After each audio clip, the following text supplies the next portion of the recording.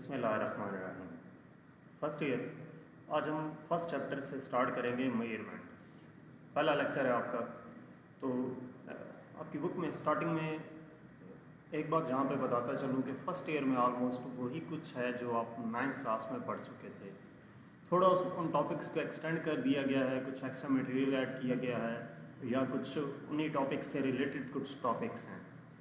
तो स्टार्टिंग में first year की बुक में भी जिस तरह 9th में था, फ़िज़िक्स की डेफिनेशन और इसकी ब्रांचेज ही हैं। तो आज हम सबसे पहले फ़िज़िक्स और इसकी ब्रांचेज देखते हैं। तो फ़िज़िक्स क्या है?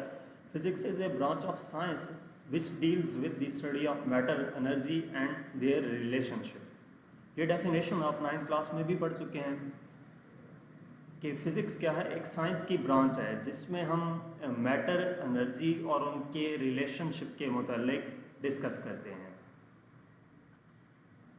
इम्पोर्टेंस ऑफ फिज़िक्स, हमारी लाइफ में फ़िज़िक्स की क्या इम्पोर्टेंस है, फ़िज़िक्स कहाँ कहाँ पे इन्वॉल्व होती है, ये सारी चीज़ें भी हम आज डिस्कस करते हैं। तो सबसे पहला पॉइंट है, physics gives the inside information regarding events happening in the universe.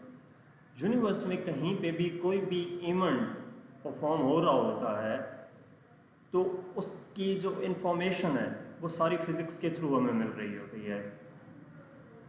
वो किसी भी किस्म की इन्फॉर्मेशन हो सकती है। ये डिटेल में हम फर्दर आगे डिस्कस करेंगे।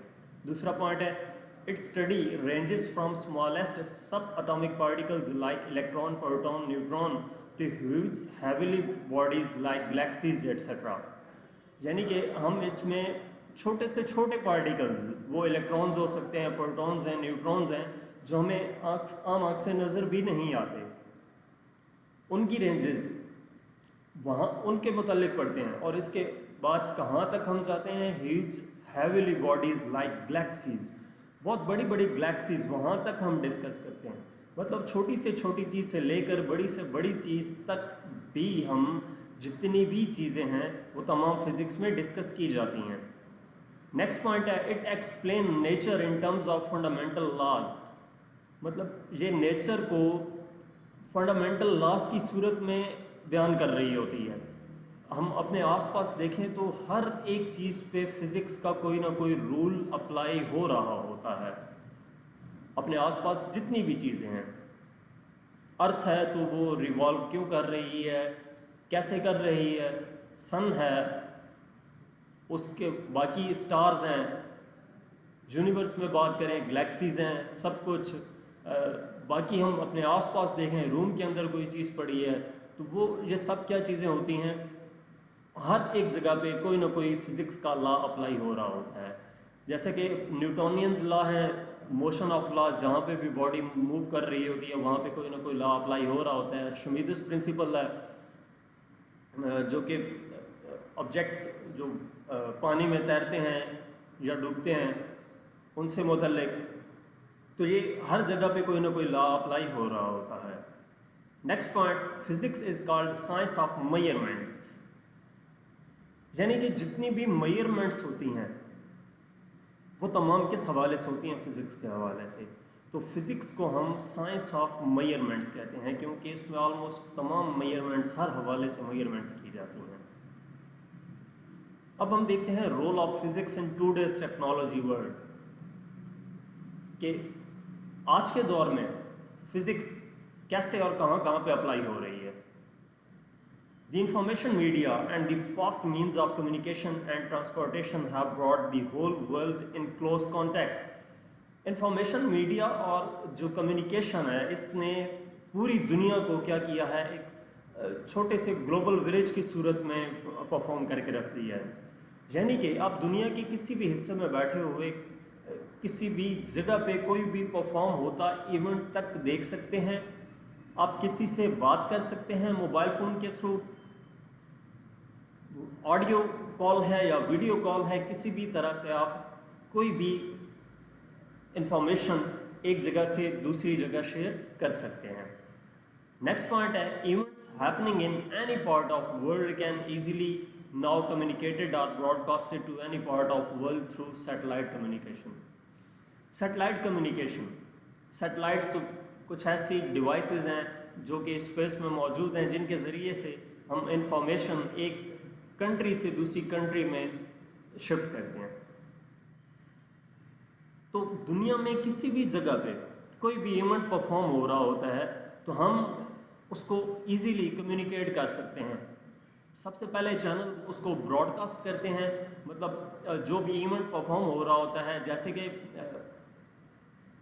सुपर लीग है, पाकिस्तान सुपर लीग है, इस तरह का कोई भी इवेंट किसी भी मुल्क में परफॉर्म हो रहा होता है तो वहाँ पे जो टीवी चैनल्स हैं, स्पोर्ट्स चैनल्स हैं या कोई भी चैनल्स हैं, वो क्या करते हैं, उसको ब्रॉडकास्ट करते हैं। ब्रॉडकास्ट करने के बाद हम अपने मोबाइल में या तो उस चैनल के यूट्यूब लिंक के ज़रिए से देख सकते हैं या फिर हमें डायरेक्ट वो टीवी पे वो चैनल ऑन करें तो वहाँ पे हमें वो इवेंट परफॉर्म होता दिखाई देता है। तो ये सब कैसे पॉसिबल हुआ? ये सब फिजिक्स की वजह से पॉसिबल हुआ। Next, global positioning system and tracking system of vehicles are also the latest achievement.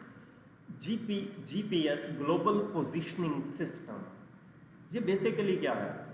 ये एक ऐसा सिस्टम है जिसके ज़रिए से आप किस जगह पर मौजूद हैं आपको ये पता चल जाता है। आपने किसी जगह पर जाना चाहते हैं, आप वो लोकेशन डिटेक्ट कर सकते हैं कि आपने किस जगह पर जाना है। पाथ आप वहाँ से फाइंड कर सकते हैं कि कौन सा पाथ आपने फॉलो करना है। ये बेसिकली जीपीएस सिस्टम आपके मोबाइल में जो गूगल मैप मौजूद होता है उसमें ये जीपीएस सिस्टम ही यूज़ किया जा रहा होता है। तो जो ट्रैकिंग सिस्टम गाड़ियों के अंदर लगा होता है उसमें भी यही जीपीएस सिस्टम के थ्रू ही लगाया जाता है कि वो गाड़ी कहीं भी हो तो हमें पता चल जाए कि किस जगह पर वो गाड़ी मौजूद है। तो ग्लोबल पोजीशनिंग सिस्टम और ट्रैकिंग सिस्टम जो गाड़ियों का होता है ये भी बेसिकली किस वजह से है? ये फिजिक्स के थ्रू ही पॉसिबल हुए। Video mobile communication has now almost become a common technology use. हम मोबाइल के ज़रिए से वीडियो कॉल करते हैं, या मैं लेक्चर अभी डिलीवर कर रहा हूँ तो ये लेक्चर आप तक पहुँच रहा है, ये किस वजह से है? वीडियो मोबाइल कम्युनिकेशन के थ्रू ही है कि जहाँ से लेक्चर्स जूम ऐप के ज़रिए से आप तक पहुँच रहा है और आप अपने मोबाइल या लैपटॉप की स्क्रीन पर यही लेक्चर एक पर्सन नहीं, एट ए टाइम कई लोग इस लेक्चर्स को देख रहे हैं। तो ये सब भी किस वजह से हुआ? फिजिक्स की वजह से पॉसिबल हुआ। Physics has played a very vital role in the above mentioned and other scientific and technological developments. कि साइंटिफिक या किसी भी टेक्निकल फील्ड में फिजिक्स ने बहुत इंपॉर्टेंट रोल अदा किया है। इसके बाद हम ब्रांचेस ऑफ फिजिक्स डिस्कस करते हैं। तो सबसे पहले ब्रांच है मैकेनिक्स। मैकेनिक्स क्या है? It deals with the behaviour of physical bodies when subjected to forces or displacement. कि मैकेनिक्स में हम जब कोई भी बॉडी मूव कर रही है, उसके ऊपर फोर्स अप्लाई हो रही है, वो बॉडी मूव कर रही है, वो कुछ डिस्प्लेसमेंट कवर करती है, तो ये सब कुछ हम किस चीज़ में डिस्कस करते हैं? मैकेनिक्स में। यानी कि मोशन से रिलेटेड जो कुछ भी होगा वो हम किस में डिस्कस करेंगे? मैकेनिक्स में डिस्कस करेंगे। जैसे कि इसकी एग्जांपल है लीनियर मोशन या सर्कुलर मोशन, मैकेनिक्स की एग्जांपल है। तो यहाँ पे अगर आप देखें तो ये एक हेलीकॉप्टर रिमोट के ज़रिए से ये बच्चा मूव करवा रहा है, तो ये हेलीकॉप्टर सर्कल में मूव कर रहा है। इस वजह से ये जो मोशन है इसको हम क्या कहेंगे? सर्कुलर मोशन कहेंगे। और यहाँ पे अगर आप देखें तो एरोप्लेन एक स्ट्रेट लाइन में मूव कर रहा है, तो इसको हम क्या कहेंगे? लीनियर मोशन का नाम देंगे। इसके बाद जो दूसरी हमारे पास ब्रांच है वो इलेक्ट्रोमैग्नेटिज्म की है। इलेक्ट्रोमैग्नेटिज्म में हम क्या पढ़ते हैं? Interaction of electrically charge particles and the interaction of magnetic fields with electrical conductors. कि इसमें हम चार्ज पार्टिकल्स के बारे में डिस्कस करते हैं और जो मैग्नेटिक फील्ड प्रोड्यूस हो रही होती है इलेक्ट्रिकल कंडक्टर्स में, उसके बारे में भी इलेक्ट्रोमैग्नेटिज्म में डिस्कस किया जाता है। इसकी एग्जांपल अगर आप देखें तो एसी जनरेटर है, इलेक्ट्रोमैग्नेटिज्म की एग्जांपल है कि ये मैग्नेट्स मौजूद होते हैं, इनकी मैग्नेटिक फील्ड में एक कॉइल को रोटेट कराया जाता है जिसकी वजह से क्या प्रोड्यूस होती है? इलेक्ट्रिसिटी प्रोड्यूस होती है। ये आप देख सकते हैं यहाँ पे। नेक्स्ट जो ब्रांच है वो है ऑप्टिक्स। ऑप्टिक्स में हम उन तमाम चीज़ों के बारे में पढ़ते हैं, उन तमाम डिवाइसेस के बारे में पढ़ते हैं जिनसे हम देख सकते हैं। इसमें क्या होता है? Optics involves the behavior and properties of light including the construction of instruments that hues are detected।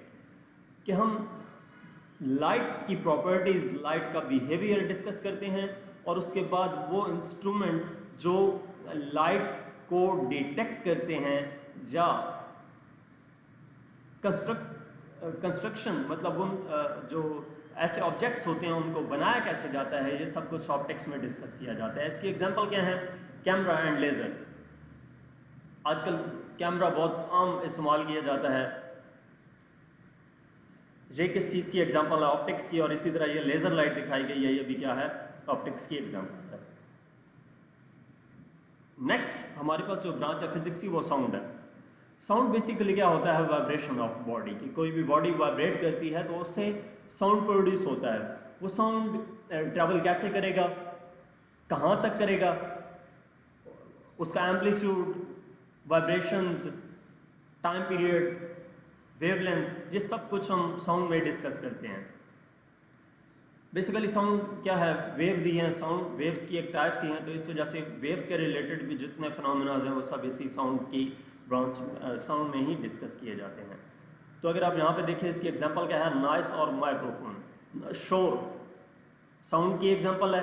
इसी तरह माइक्रोफोन की मदद से कोई भी हम वॉइस इंसर्ट करते हैं तो वो भी क्या होगी? साउंड के ज़ुमरे में ही आता है। नेक्स्ट सॉलिड स्टेट फिजिक्स है। सॉलिड स्टेट फिजिक्स में हम सॉलिड्स के बारे में पढ़ते हैं। सॉलिड्स की कंस्ट्रक्शन कैसे हुई है, वो बने हुए कैसे हैं, उनकी अरेंजमेंट कैसे है और उनकी प्रॉपर्टीज़ कैसे हैं, ये सब हम किस में डिस्कस करते हैं? सॉलिड्स में डिस्कस करते हैं। इसकी एग्जांपल क्या है? ट्रांजिस्टर और पीएन जंक्शन। ये ट्रांजिस्टर दिखाया गया है। सॉलिड स्टेट फिजिक्स बेसिकली इसका जो सॉलिड स्टेट फिजिक्स की अगर हम मास्टर लेवल पे पढ़ते हैं तो वहाँ पे स्टार्टिंग में पीएन जंक्शन को डिस्कस किया जाता है। पीएन जंक्शन ये डायग्राम में दिखाया गया है। एक पी रीजन होता है और एक एन रीजन होता है। इसमें कैसे चार्जेस मूव करते हैं उसको डिस्कस करने के बाद फर्दर हम इस ट्रांजिस्टर पे आते हैं जिसपे दो पीएन जंक्शन को ऐड करके ये ट्रांजिस्टर बना दिया जाता है। ये आप फर्दर आगे क्लासेस में डिटेल में पढ़ेंगे। ब्रांचेस ऑफ फिजिक्स में नेक्स्ट जो ब्रांच है वो प्लाज्मा फिजिक्स की है। Plasma physics fourth state of matter है। ये बेसिकली क्या होता है? इलेक्ट्रिकली न्यूट्रल मीडियम है जो कि अनबाउंड पॉजिटिव या नेगेटिव पार्टिकल्स की वजह से बना होता है। इसकी एग्जांपल क्या है? नियॉन गैस है। आपने शॉप्स के बाहर इस तरह लाइटिंग डेकोरेशन देखी होगी। ये बेसिकली क्या होते हैं? नियॉन गैस ही होती है। इसके बाद नेक्स्ट जो है हमारे पास मैग्नेटो हाइड्रोडायनामिक्स है। Study of dynamics of electrically conducting fluids के इलेक्ट्रिकली जो फ्लूइड्स कंडक्ट कर रहे होते हैं वो किस ब्रांच में आते हैं? मैग्नेटो हाइड्रोडायनामिक्स में। इसकी एग्जांपल्स अर्थक्वेक्स की स्टडी है।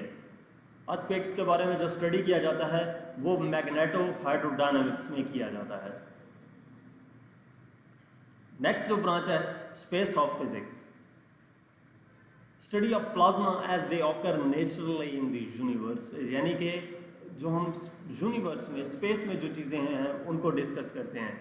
जैसे कि सोलर विंड है, सूरज की वजह से सोलर विंड चलती है।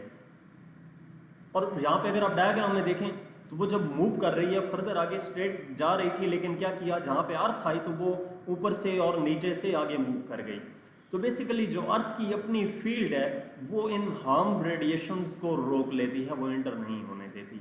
और यहाँ पे अगर आप देखें तो एरोराज हैं। ये बेसिकली क्या है कि लाइट्स होती हैं जो हमें शो होती हैं, इनको हम क्या नाम देते हैं? एरोराज का नाम देते हैं।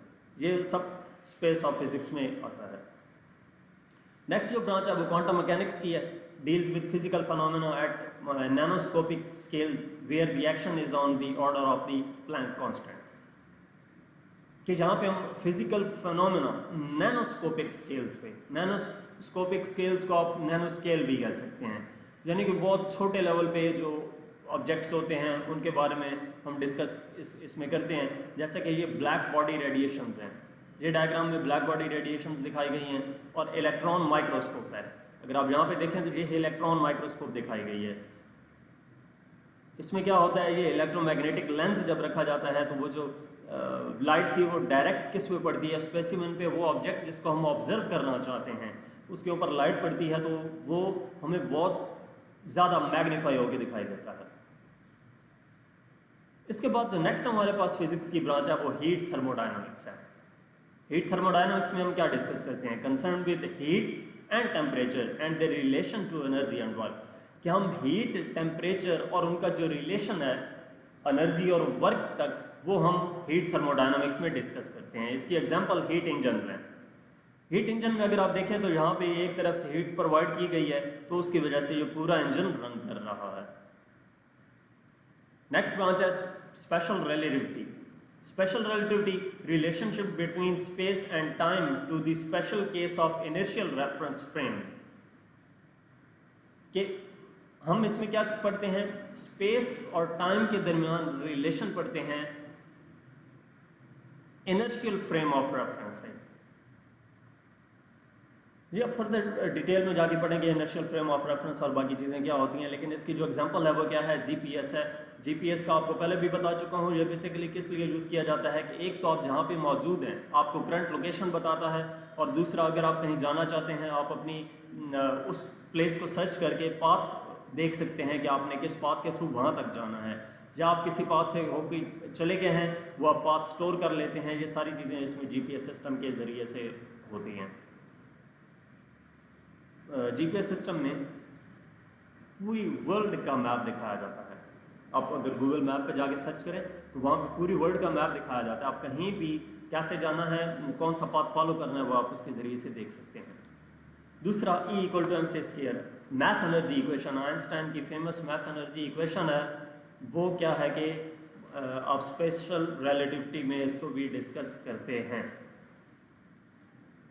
अच्छा, फिजिक्स की जो अगली ब्रांच है वो है जनरल रिलेटिविटी। स्पेशल रिलेटिविटी के बाद जनरल रिलेटिविटी है।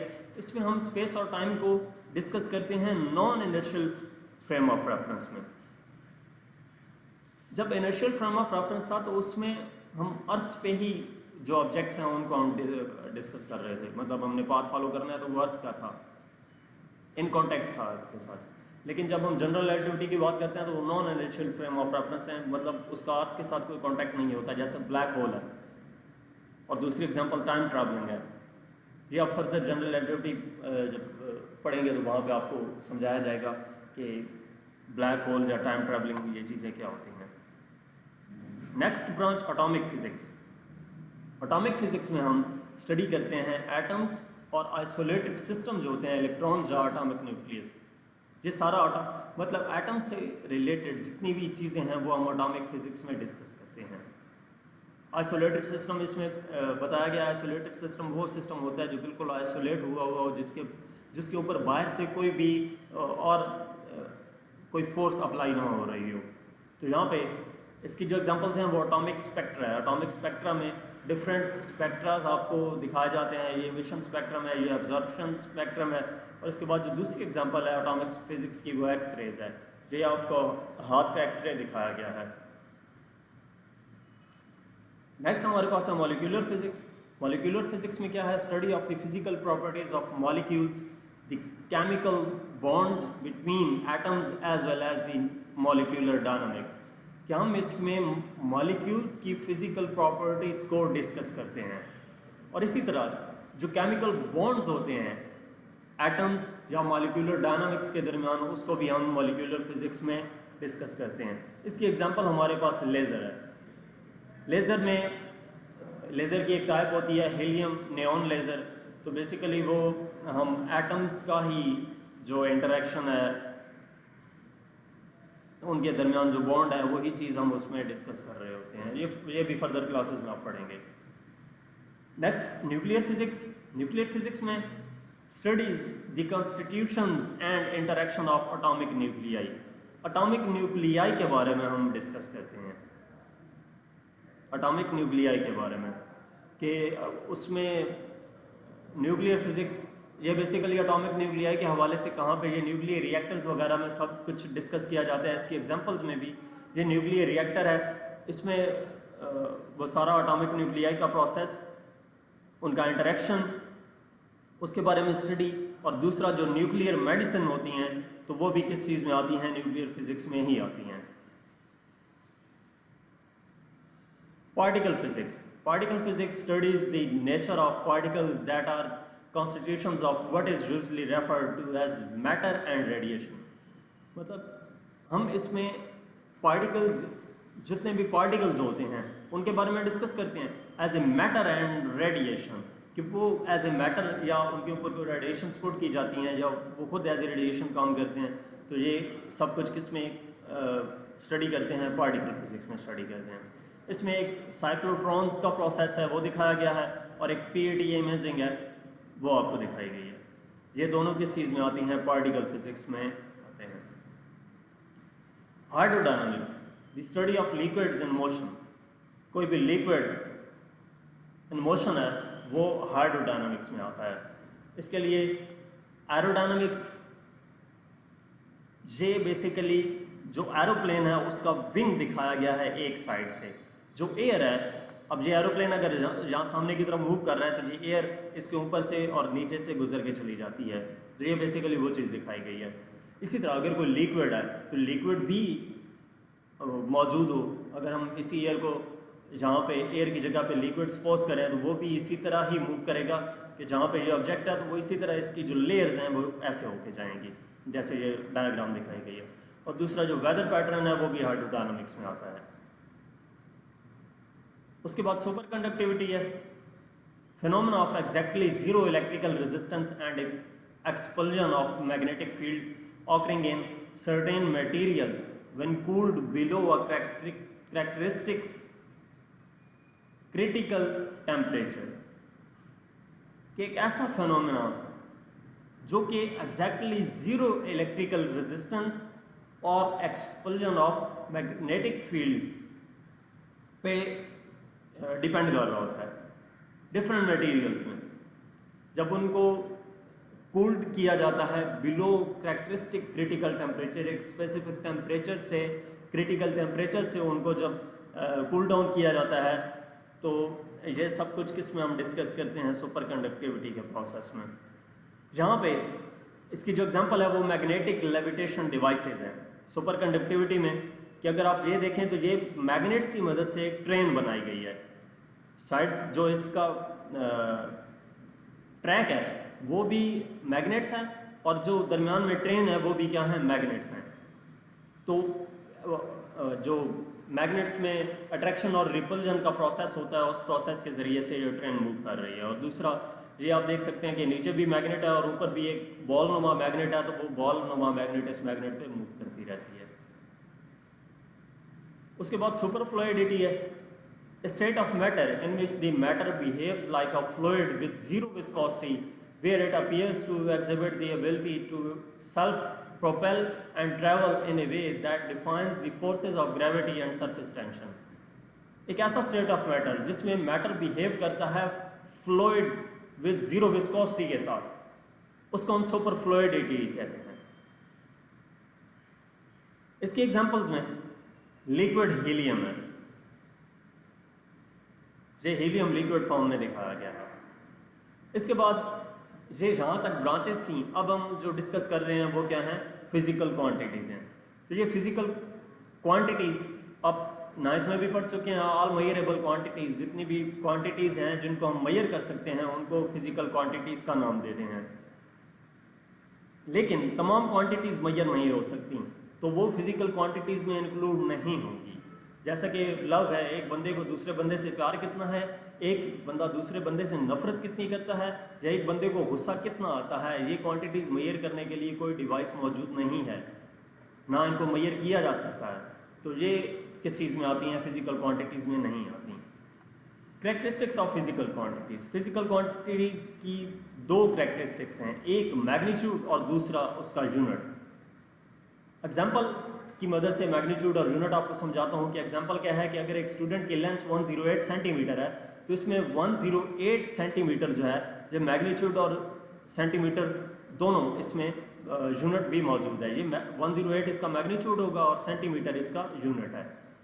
फिजिकल क्वांटिटीज़ की दो टाइप्स हैं, एक को बेस क्वांटिटीज़ कहते हैं और दूसरे को डिराइव्ड क्वांटिटीज़ कहते हैं। बेस क्वांटिटीज़ क्या हैं? Base quantities are the quantities on the basis of which other quantities are express, यानी कि ये वो क्वांटिटीज़ हैं जिनकी बेसिस पे बाकी क्वांटिटीज़ एक्सप्रेस की जाती हैं। 7 बेस क्वांटिटीज़ हैं हमारे पास। उनमें लेंथ, जिसको मीटर रॉड से मेजर किया जाता है, मैस बीम बैलेंस से मेजर किया जाता है, टाइम क्लॉक से मेजर किया जाता है, इलेक्ट्रिक करंट एमीटर से मेजर करते हैं, टेम्परेचर मेजर करने के लिए थर्मोमीटर यूज़ किया जाता है, इंटेंसिटी ऑफ लाइट फोटोमीटर से मेजर की जाती है, अमाउंट ऑफ सब्सटेंस के को डायरेक्ट मेजर करने का कोई हमारे पास डिवाइस नहीं है, तो इसको हम पहले मैस और वॉल्यूम मेजर करते हैं, मैस बीम बैलेंस से और वॉल्यूम जो सिलेंडर होता है उससे मेजर करके तो हम क्या करते हैं, अमाउंट ऑफ सब्सटेंस फाइंड कर लेते हैं। Derived quantities, the quantities that are expressed in terms of base quantities are called derived quantities. Derived quantities वो quantities होती हैं जिनको base quantities की मदद से फाइंड किया जाता है, जैसे कि एरिया में लेंथ और विड्थ इसका फार्मूला है और इसमें जो क्वांटिटीज बेस क्वांटिटीज इन्वॉल्व हैं वो लेंथ है। वॉल्यूम का फार्मूला है, वॉल्यूम में जो बेस क्वांटिटीज इन्वॉल्व हैं वो लेंथ है। Speed distance over time formula है और इसमें जो क्वांटिटीज इन्वॉल्व हैं वो लेंथ और टाइम है। Force mass and acceleration, mass into acceleration इसका फार्मूला है फोर्स का और इसमें जो क्वांटिटीज इन्वॉल्व हैं वो मैस, लेंथ और टाइम है। इसी तरह वर्क का फार्मूला और इसमें भी जो बेस क्वांटिटीज़ हैं वो मैस, लेंथ और टाइम है। एनर्जी में भी बेस मैस, लेंथ और टाइम है और इसी तरह पावर में भी जो बेस क्वांटिटीज़ हैं वो मैस, लेंथ और टाइम है। इसी तरह अगर कोई भी आपके पास और ड्राइव क्वांटिटीज़ हैं तो उनकी भी हम फाइंड कर सकते हैं कि उनके अंदर कौन सी बेस क्वांटिटीज़ इन्वॉल्व होती हैं। अब बेस क्वांटिटीज़ हैं क्या, ये आपको थोड़ा समझाते हैं।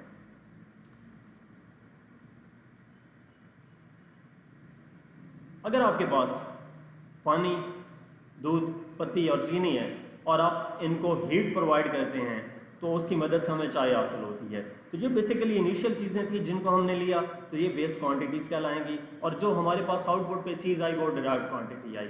अगर आप यहाँ पे देखें तो डिराइव्ड क्वांटिटी बेस क्वांटिटी से मिलकर बनी है, जो कि हम डेफिनेशन में पहले देख चुके हैं। इसके बाद इंटरनेशनल सिस्टम ऑफ यूनिट्स है। 11th जनरल कॉन्फ्रेंस जो वेट ऑन मेयर्स पे 1960 में पेरिस में हेल्ड की गई, उसमें एक वर्ल्ड वाइड सिस्टम अपनाया गया जिसको इंटरनेशनल सिस्टम ऑफ यूनिट्स कहते हैं। इसकी ज़रूरत क्यों पड़ी? ताकि ट्रेड होती है, एक मुल्क से दूसरे मुल्क में कोई भी चीज़ भेजी जाती है या वहाँ से रिसीव की जाती है तो वहाँ का और यहाँ का यूनिट सेम होना चाहिए। यूनिट सेम होने का ये फ़ायदा होगा कि हमें बार बार ट्रेड जब उनके हवाले चीज़ कर रहे हैं या उनसे कोई चीज़ ले रहे हैं तो वहाँ पे हमें कैलकुलेशंस नहीं करनी पड़ेंगी कि अभी मीटर से सेंटीमीटर में कन्वर्ट करें, उनका यूनिट ये है तो हमारा यूनिट ये है, इसमें कन्वर्ट करें। वो यूनिट सेम होने की वजह से हमें जो डिफ़िकल्टी होती है उससे बच जाते हैं। तो इंटरनेशनल सिस्टम ऑफ यूनिट्स को हम कॉमनली SI कहते हैं। अब सिस्टम इंटरनेशनल में जो लेंथ है उसका ऐसा यूनिट क्या होना चाहिए, उसको डिस्कस करने के लिए आपको एक पॉइंट समझाता चलूँ कि सपोज हमारे पास एक लेंथ है A से B तक और इसको हमने मेजर करना है। इसको मेजर हम मीटर में भी कर सकते हैं, इंचेस में भी कर सकते हैं, फुट में भी इसको मेजर किया जा सकता है, यार्ड्स में भी मेजर कर सकते हैं, माइल्स में भी मेजर कर सकते हैं। लेकिन इनमें से SI यूनिट कौन सा होगा? जाहिर सी बात है कोई एक यूनिट होना चाहिए कि जो इस लेंथ को मेजर करे। तो इसी के लिए वो कॉन्फ्रेंस 1960 में बुलाई गई थी। तो इंटरनेशनल सिस्टम ऑफ यूनिट्स को दो हिस्सों में डिवाइड किया गया, एक को बेस यूनिट्स का नाम दिया गया और दूसरे को डिराइव्ड यूनिट्स का नाम दिया गया। बेस यूनिट्स क्या होते हैं? Units that describe base quantities are called base units. वो यूनिट्स जो बेस क्वांटिटीज को डिस्क्राइब कर रहे होते हैं उनको बेस यूनिट्स कहते हैं। Each base quantity has its SI unit. हर बेस क्वांटिटी का अपना SI यूनिट होगा। जैसे कि अगर आप देखें तो लेंथ का SI यूनिट मीटर है, मैस का किलोग्राम है, टाइम सेकंड है, इलेक्ट्रिक करंट एम्पेयर, टेम्परेचर का केल्विन, इंटेंसिटी ऑफ लाइट का कैंडेला और अमाउंट ऑफ सब्सटेंस का मोल है। दूसरा हमारे पास डिराइव्ड यूनिट्स हैं। The units used to measure derived quantities are called derived units. Derived units are defined in terms of base units. Derived units को base units की terms में define किया जाता है। अब यहाँ पे कुछ डिराइव्ड यूनिट्स के जो यूनिट्स हैं, डिराइव्ड क्वांटिटीज़ के वो यूनिट्स वो दिखाए गए हैं। स्पीड स्पीड का ऐसा ही यूनिट जो है वो मीटर पर सेकंड है, एक्सेलरेशन का मीटर पर सेकंड स्क्वायर है, वॉल्यूम क्यूबिक मीटर, फोर्स का न्यूटन है, प्रेशर का पास्कल है, डेंसिटी का किलोग्राम पर क्यूबिक मीटर है और चार्ज का कूलम है, जो कि एम्पेयर सेकंड के इक्वल भी होता है। तो ये इंटरनेशनल सिस्टम ऑफ यूनिट्स में तीसरा एक और भी है जिनको हम सप्लीमेंट्री यूनिट्स का नाम देते हैं, वो नेक्स्ट लेक्चर में डिस्कस करेंगे। तो यहाँ तक हमारा आज का लेक्चर था। आपने इस लेक्चर को गौर से सुनना है और सारी चीज़ें ज़हन में बिठा लेनी है, सब कुछ याद कर लेना है। मज़ीद लेक्चर्स के लिए आप मेरा यूट्यूब चैनल विज़िट कर सकते हैं। Thank you.